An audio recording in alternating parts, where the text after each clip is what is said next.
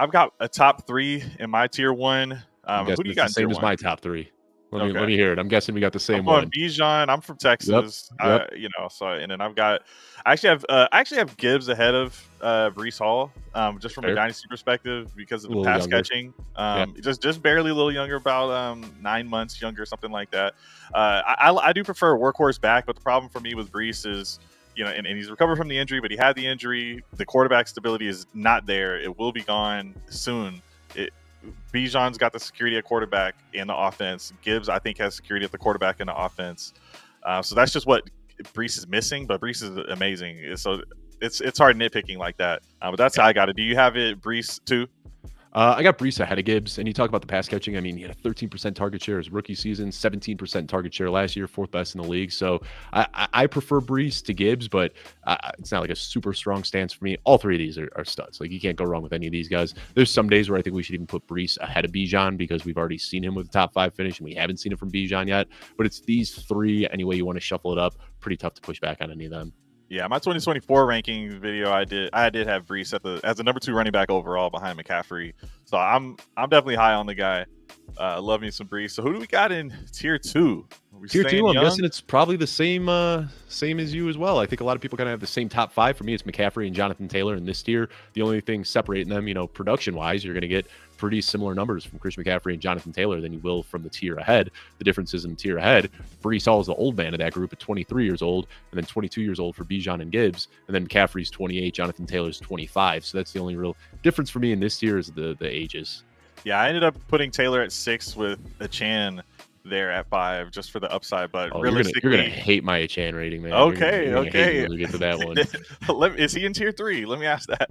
No, he's not in tier 4 either. Okay. What I will say, guys, is you're gonna want the workhorse running backs because it's so rare nowadays, and there's nobody really behind Jonathan Taylor. He's really set up to have an amazing year. So who do you got for tier 3? Tier 3 for me, this is another guy. These guys are all workhorses. And maybe we see it again this year. Maybe we don't. But I think all these guys profile to be 3 down backs. So for me, it's Ken Walker, Jonathan Brooks, Travis Etienne, and Saquon Barkley. I like it.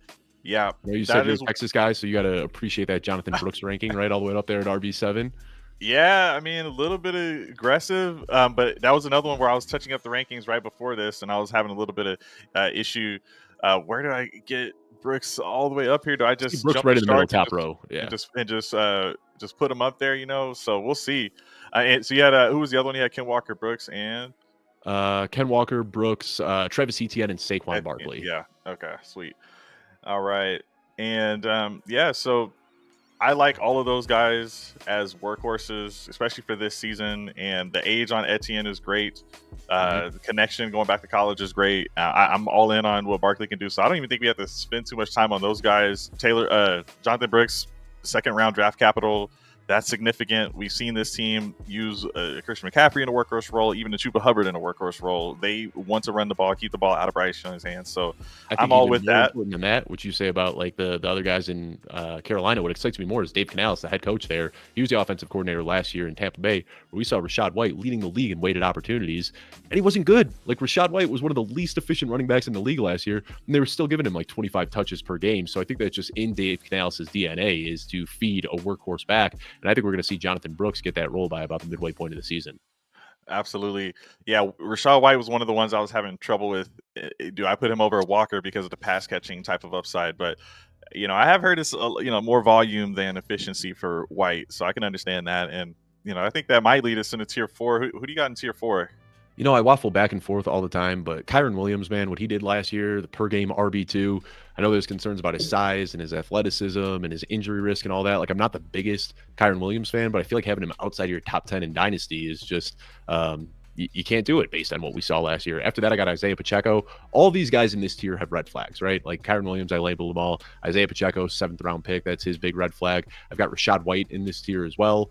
Really inefficient last year, but the volume was there. And then the last guy in this tier that I have is James Cook, another guy who's a little undersized. Job might be threatened a little bit by Ray Davis.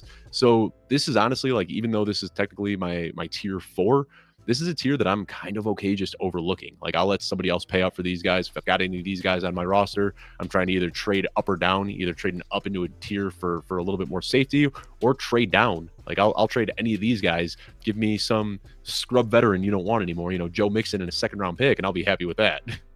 Yeah, and I've been working with the player profiler crew as a producer, and they're against Kyron. Yeah. I was struggling with the Kyron ranking. Here on my screen, you probably can't see it, but I had Kyron at 10 and Cook right there behind him, and Pacheco. Yep, I got him. Yeah. It's tough. Good offenses, but late round draft capital for these guys. Some of them, Cook. I just felt like there's just not a lot of, it's so much so much that's ambiguous about that whole team that I was like, maybe he just gets to be in a situation where he's picking up the slack for just Diggs leaving or whatever that might be. So tier 5.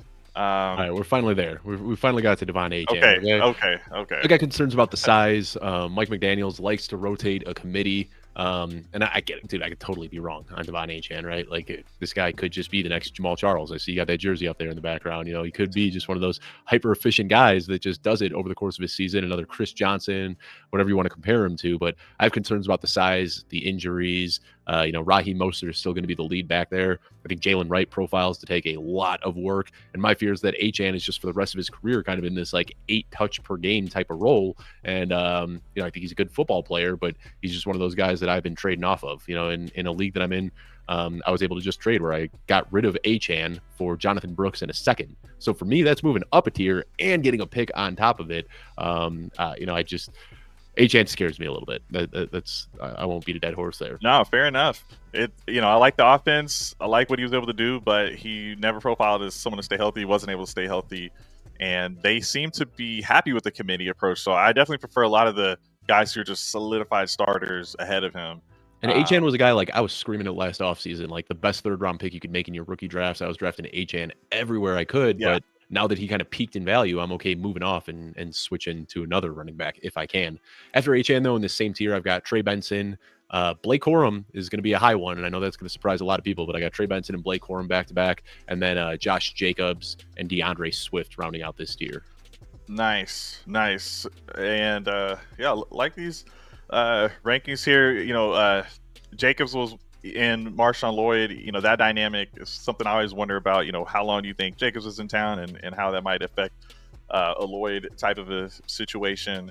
Like with a Chan versus a Monster, like we see the writing on the wall. Eventually Monster will be gone, but then they extend him for one more year, and then maybe Jacobs just keeps getting extended out further and further, and you never know when the other guy gets that full role.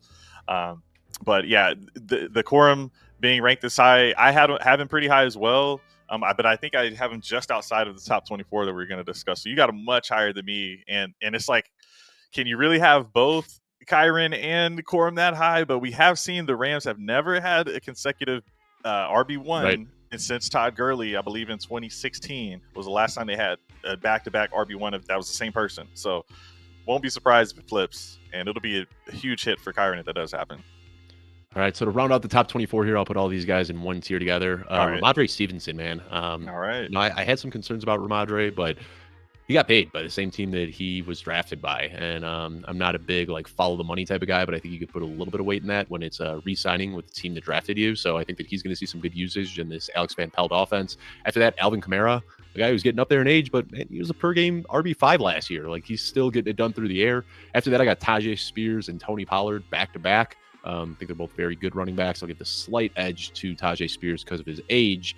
And then rounding out this tier, Jalen Warren and Zach Charbonnet. Nice. So you did get some youth in there, and you just said, see you, Najee. Not going to happen. And that's, my next tier, though, that's where I've got all those guys. And I know we're only doing the top 24, but this next tier is Najee, Derrick Henry, Joe Mixon, David Montgomery, Javonte Williams, Brian Robinson. And that's the tier that I actually like targeting the most because these guys are so cheap. Like, everybody's like, Connor's in there. James Conner is another one. Everyone's like Austin Eckler. They're like, get these old guys off my team. And you can go out right now and you can get Joe Mixon for a 3rd round pick if somebody is really, really trying to move off of it. And there's a good chance you're getting top 10 running back production this year. So I think the scales have swung so far to the old running backs suck narrative that I like drafting and buying these old running backs because they're free. Yeah, part of the dynamic is that best ball mentality. Technically, we do more best ball drafts than we do any other type of draft. So it's just Hmm. it kind of becomes a reflex after a while. So Hmm. we'll move off the running backs, but you know, yeah, it's pretty interesting.